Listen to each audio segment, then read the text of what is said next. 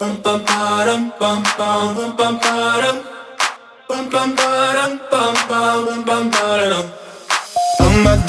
my God, these feelings just... What's been your mindset in the last 10 years to go from like, right, I want to get into music to right now I'm top of the charts? You know, in 2020, like going into lockdown, when we locked down, I would say you locked in.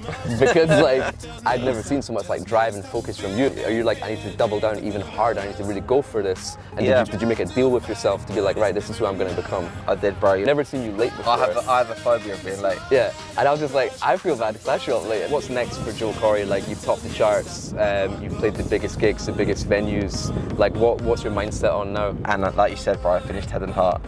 And that record, man, I nearly didn't release it. Really? And the whole thing, though, it was so difficult that the fact it was so hard and I knew that it was mental was making me want to do it more. It was almost like punishing myself. I don't know. You were hustling in the minibus. This guy, right, even back at uni, he was hustling, arranging buses to clubs and stuff.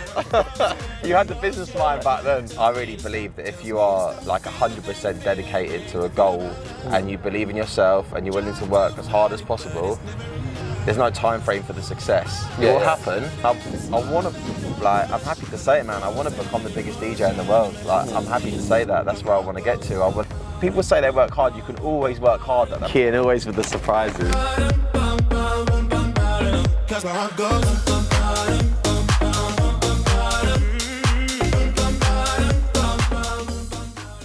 Yes, and welcome back to the official Sourcing with Kian YouTube channel. Today I've got a very, very special guest. Got my guy, Joel Corry, in the house. Thank you very much for joining the channel.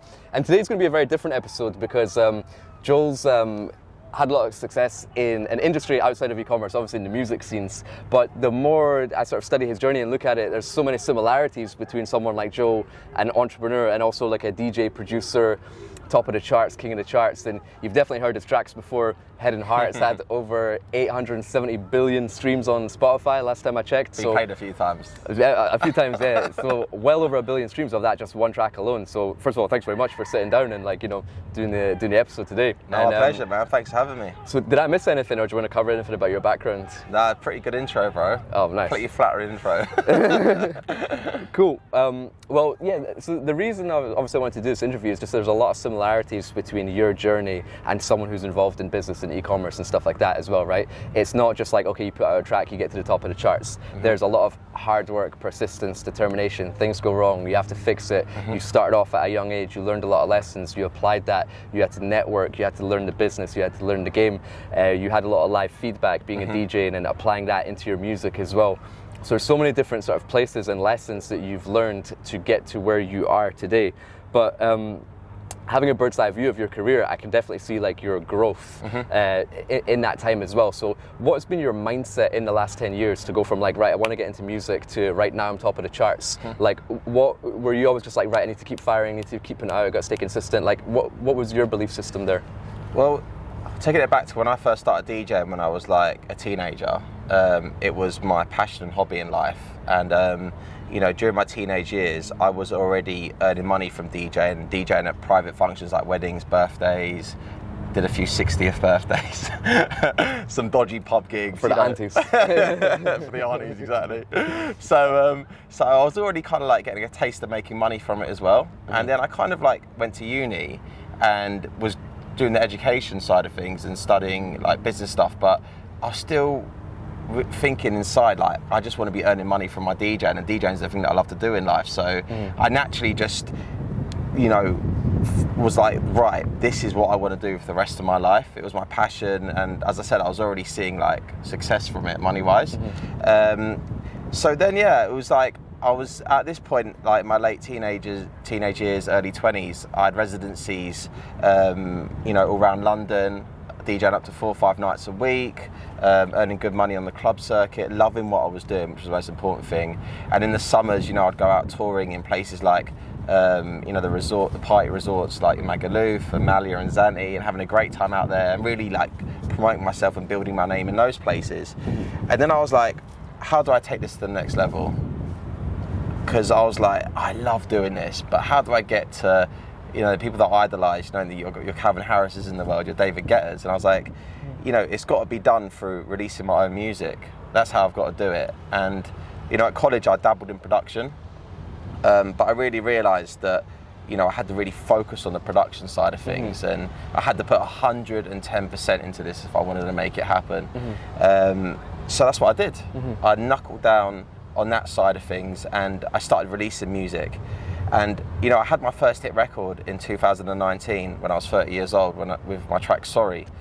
But, you know, there was 15 singles before that one, man, that came out. There was years and years of like releasing music, you know, with independent record labels and learning like how the music industry worked behind the scenes, until eventually I got to the point of years and years of trying that I got the right record that connected. And by that point I'd built a good team around me, because the team is key as well. And I'd learned a lot about how things worked. So like you said, mate, it just took a lot of persistence, a lot of years, and eventually my time come. But let me tell you one thing, bro. When my time come, I was ready for it. And that's the most important thing, because I had this dream that I was desperately trying to achieve. And I'd gone through the motions, I'd gone through all the pushbacks, all the bumps in the roads, I'd done all of that. So when it came, I was so ready to grasp that moment and take my opportunity. And since then, you know, my singles Lonely, like you said, Head and Heart, you know, my single Bed with Rain, David Guetta, Out with Jax Jones, like all these collaborations with these amazing artists, my latest on the Mabel, they've all been, you know, big chart smashes, and I've kept that success going. Yeah, as you said, like there's no such thing as luck. It's more like luck is when preparation meets opportunity, and you were just so prepared because you were just on it, you were on the scene. And one of the key words that you said there was focus. And like having known you for such a long time. So Joel and I actually met in university in 2008 in Miami. We were both exchange students, and like having that, which is what, 14 years, which is unbelievable. But like having that sort of bird's eye view of your career for the last like 14 years, I think like focus is one of the key words, because like literally every time I've seen you in the last 14 years, you're just constantly obsessing over the music, and that was like your sole focus. And even now, when like, you know, you've got so many different opportunities, and like you're a lot more well known now, and you've hit the top of the charts, like I always ask you, like, you know, what do you want to do about developing your own brand, what you're doing in like crypto, what you're doing in investments. You're just like, I get the same answer every time. I just have to focus on the music. Because I still feel like on the bigger picture of things, I'm still at the start of my journey. You know, I'm sort of like 2 years into having like seen proper success, and you know, I got 5 top 10 singles. I want 10 top 10 singles. Do you know what I mean? Until I really feel like I solidified myself. I know I'm on the right track, but the thing with what I'm doing, and definitely the creative side of music, is it does take all of you, mate. You see, these records are like my babies, man. And you have to eat, sleep, breathe it. And it's hard to have distractions. And then I'm just scared of like, I know how much I had to concentrate and focus to get these records to the best place possible. And I do it with as least distractions as possible. And what you said about focus as well, like, I had to really, really focus when I decided it was time to like really knuckle down on this. And it meant like sacrificing things in my life, and, you know, almost becoming quite isolated just to have this sole goal in my head and focus and achieve it. And I've still got that mindset now. Is like I can't get carried away or distracted by anything. It's what's the next record? It has to be perfect. And what was really interesting is that, like, you know, in 2020, like going into lockdown, when we locked down, I would say you locked in, because like I'd never seen so much like drive and focus from you, and like, you know, it was a bad time for everyone. Everyone's like, you know, head down, but you just like knuckled down, and you did not stop putting out music. And that's when Head and Heart was just like destroyed the charts like during that time. So like, what was your mindset going into lockdown? Are you like, I need to double down even harder, I need to really go for this? And did you make a deal with yourself to be like, right, this is who I'm going to become? I did, bro. You know, looking back on it, you got to remember I'm a DJ, right? So my main sort of thing is out on tour DJing. And when lockdown just hit, I'd had Sorry out, my first hit single, followed by Lonely, which was in the top 10 when lockdown hit. And at that point, I was on tour with Jax Jones, supporting him on his tour. I just supported Sigala on his tour, and I had a whole summer of gigs in front. I had the biggest year of my life in front of me. And then bang, it all got taken away. All my gigs, all my, you know, these tours that I'd been dreaming about, because I've been doing all the crappy gigs, you know, for so many years, and for no money, and grafted and just doing anything I could just to get my name in a club, to suddenly having this huge schedule of gigs ahead of me gone, you know. So at first it was a shock to me. I was like, oh my God, this is so unlucky. Like, you know, I was really sad about it. But then I was like, okay, I'm going to use this time productively. And then then I got busy, man. I really focused in the studio, and like you said, bro, I finished Head and Heart, and that record, man, I nearly didn't release it. Really? Because it's a funny one. I had this record, man, and I knew that this record was so special. Yeah. And, you know, I was like, I can't release this song with clubs shut. I'm a DJ, man. I've never released music when nightclubs are not open. I make dance music. Dance music is meant to be danced to. There was no clubs open. There was no live music. So I was like, this virus thing is going to pass. Like, I've got this record, I can't release it when there's no clubs open. But you know what happened though, is that like, because you did release it and everyone in such a doom and gloom mood, that raised everyone's spirits, because like the energy in that track got everyone uplifted. And like, I read a lot of comments about like, oh, that track did something for me, it got me out of the slump, it got me over the situation, times were really tough, but that track gets me going. So like, when you go into a track, do you want to evoke a certain feeling when you're making that track to be like, right, this is what I want people to feel? Or is it just like a harmony of everything coming together? Yeah, I mean, I always want my music to feel very uplifting and make people feel good, and I think that's something in my records that is consistent. But yeah, I mean, Head and Heart was a very special moment for me, mate, and like I said to you, I was like unsure about releasing it because people couldn't go out and dance to it. But you know what you just said there, you hit the nail on the head, man. When I look back on it, that record did so much more than that. And it really did help people, like, and people send me messages still today saying, especially in lockdown as well, man, they were like, you know, I felt down today, and that came on the radio and I suddenly felt good about my day, and that's something that is so special to me, and I've had so many stories of how that record has affected people in different ways, and it's always such a positive thing, and I'm lucky. I feel blessed, you know, that about that record, and you know, so lucky to work with the amazing Emanike on that as well. Mate, it helped me. I went through a breakup during lockdown. I was crying on my pillow, and that song came on. I was like, right, I was like, I'm gonna get on with my life. So you did so many positive things, so many amazing things with that record. So like, now you're a lot bigger and you got so much cool things going on. Like, what does the daily routine look like for you? Do you have a structure to your day where you're like, right, I'm gonna plan what I do the night before I go to sleep, or do you wake up, you're like, this is what I have to achieve today? Like, how do you structure a typical day? I'm very organised like that. You are very organised. Sorry, one thing I need to say is like, the last sort of 14 years I've known Joel, whenever we meet somewhere and I'm like, right, we're meeting today at like 11 o'clock or we're meeting today at like 4 o'clock, you're always there on the dot, on time, every single. I've never seen you late before. I have a phobia of being late. And I was just like, I feel bad because I show up late, and I'm like, this guy's way busier than I am. I have a thing where like I can't be late for things, which is a good thing, I guess. But yeah, I mean, my daily routine, you know, I always like to start the day in the gym. So I'm in there normally, like, obviously we're in Dubai right now, but I live in England, and I'm normally in the gym for 8 a.m. and I'm back from the gym for like 9:30 because that's when my phone really starts popping off. So I try to get that workout done nice and early, and that's how I like to start my day. I find it as a real anchor for me. So it's somewhere where I can clear my head, regroup, get ready for the day ahead. I'm almost doing a to-do list in my head as I'm exercising. It's so interesting how it affects me. It makes my brain just fire off. It's like almost the gym for me has become less of a physical thing now and much more of a mental benefit. So that's definitely the anchor of my day. That's where I start. And then daily routine. It depends. If I'm on tour, you know, I'm probably waking up in some city somewhere in another country and potentially like then having a travel day to get to the next gig. So, you know, when I'm on tour, I'll be on the road. But I'm always on my laptop, I'm always working on things, I'm always taking calls. You know, I've got my management team, I've got my record label team. So there's so many different aspects of what I do at the moment, from promotion to like the touring that I just said, the music that I'm working on, you know, planning for what's coming next. There's non-stop meetings basically, and I have like a day-to-day manager. Shout out to George. Bless George, has to deal with all the really stressful stuff, but he's constantly messaging me throughout the whole. He even said he talks to me more than his girlfriend. Oh, because that's sweet. Literally, like, it's like me and him is like a marriage, because we are so busy, and he has got to be across everything. Then he's got to filter all the important stuff to me that I have to make a decision on, and it's relentless, and it's 7 days a week, and it's round the clock. There's no days off.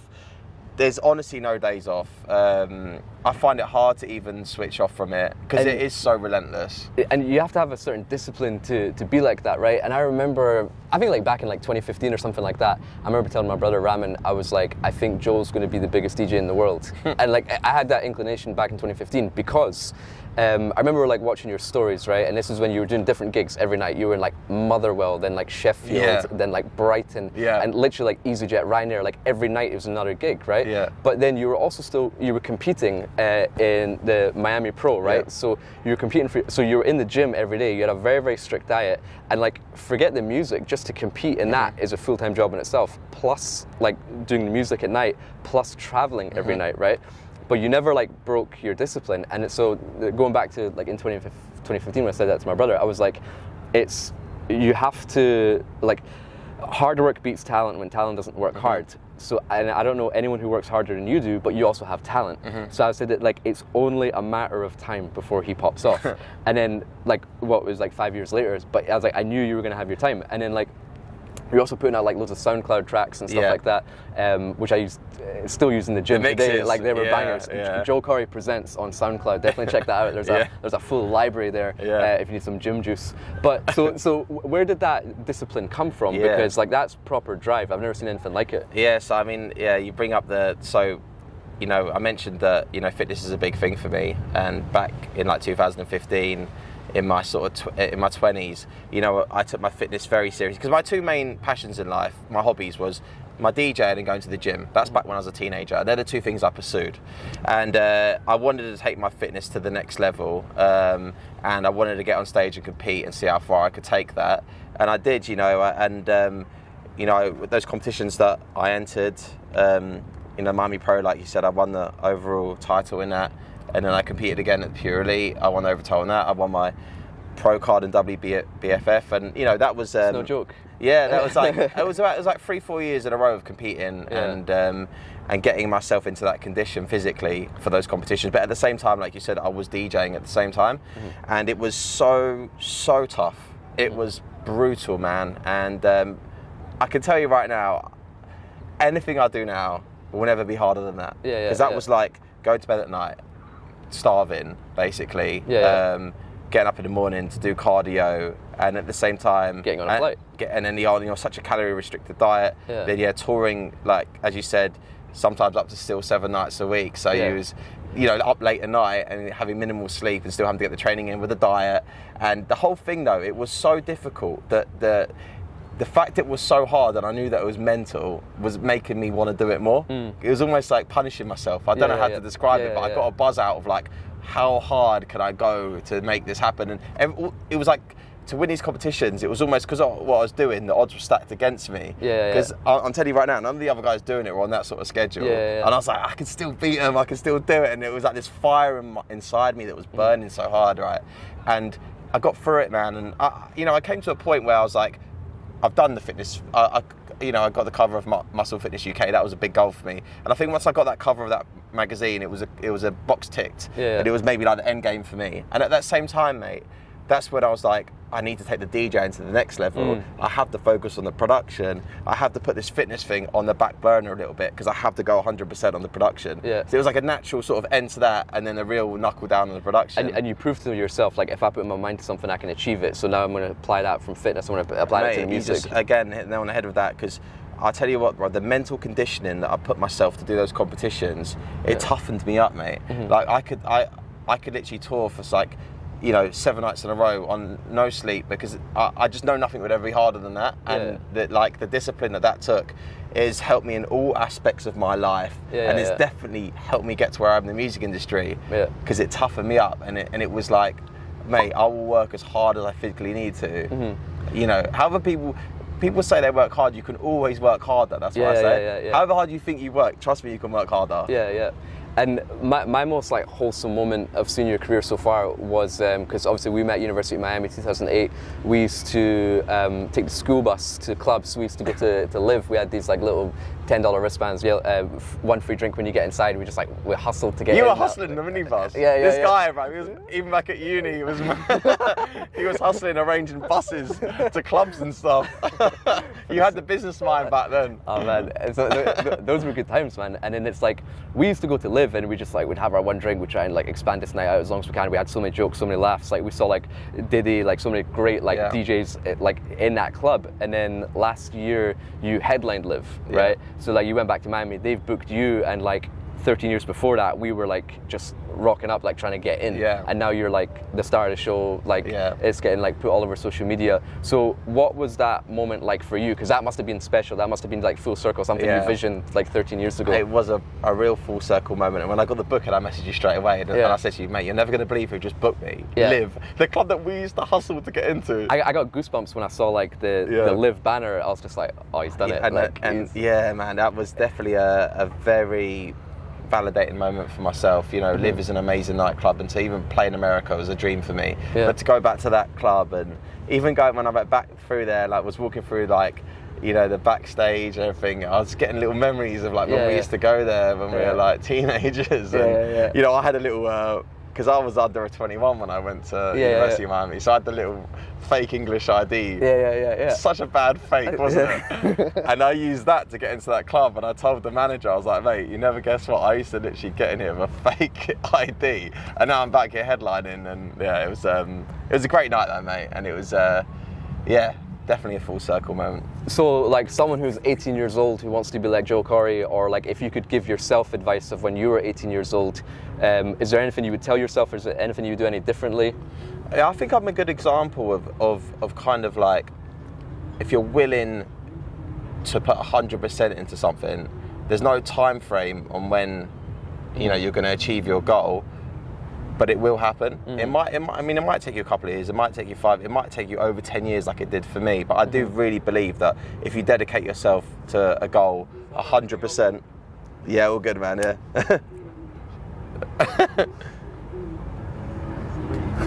oh, bless him.